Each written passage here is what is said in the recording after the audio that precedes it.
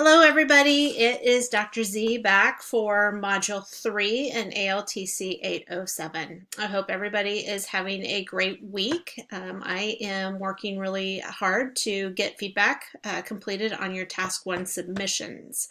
So be checking in the ETS portal this week for your feedback from Task 1. I'm going to come back and give you a couple little pieces of advice as you move into Task 2 and 3 for the ETS portal in just a bit.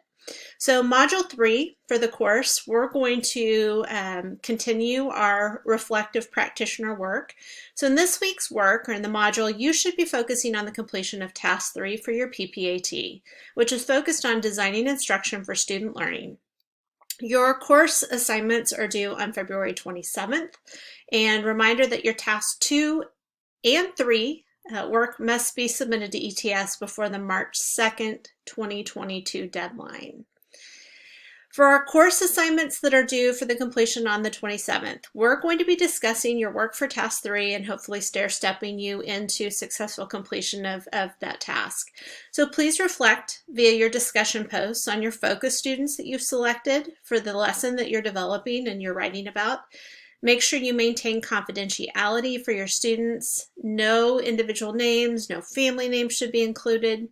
But briefly explain and justify your whole group lesson versus the differentiation you use to support the focus students with strategies to personalize those learners, or the learning for the learners.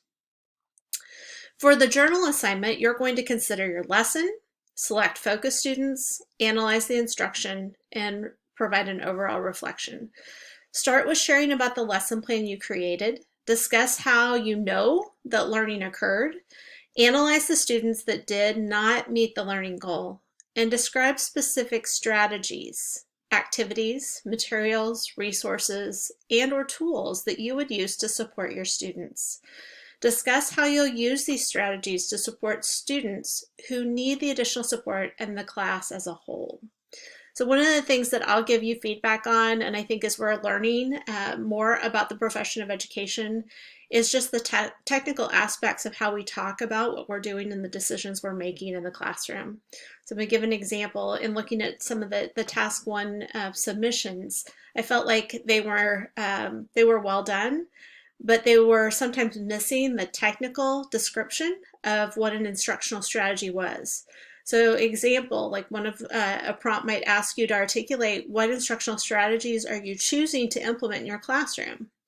Well, you might say, as an example, I'm having students use their Chromebooks to do research. So the instructional strategy you're using at that time is technology integration.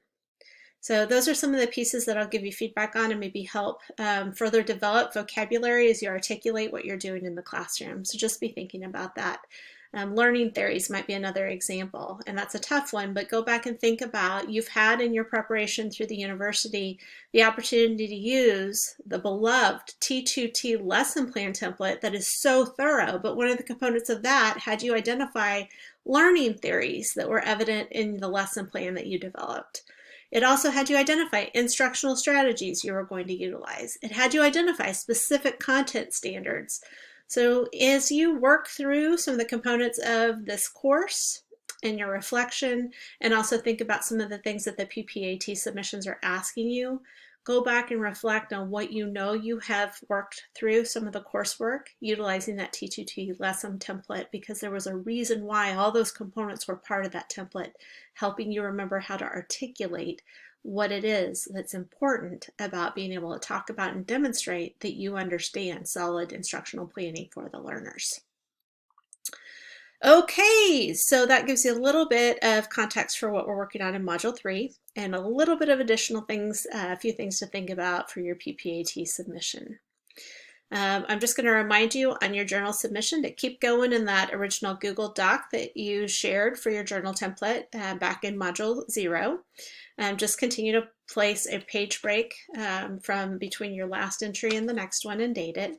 And then it might be helpful if you want feedback sooner than later to ping me with just a quick email after you've completed your submission into the module or into the journal.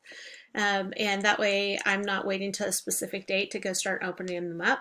So some of you are working faster than others, and if you want feedback, more quickly, sooner than when I get to grading everyone's, just give me a quick email and I'll jump into the journal and dialogue back and forth with you. So I wish you a great week. We're coming up on, I think, probably one of the more stressful pieces of the course, and just because tasks 2 and 3 are due together. Don't stress. Just remember, take a breath. Take one bite at a time as you work through each one of those submission components. Pay very close attention to make sure that you are uploading your artifacts into the ETS system, and double check that they actually did upload and save.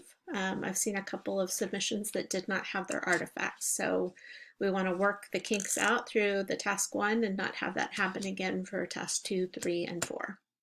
If you have any questions, please reach out to me. I've offered for a couple of students to jump on Zoom sessions this week just to kind of do some Q&A, make sure that we're thinking through everything that we need to, and I'm more than willing to do that for others. So if that's something that you think would be helpful, let me know, and I will expand that opportunity in the next couple of weeks ahead.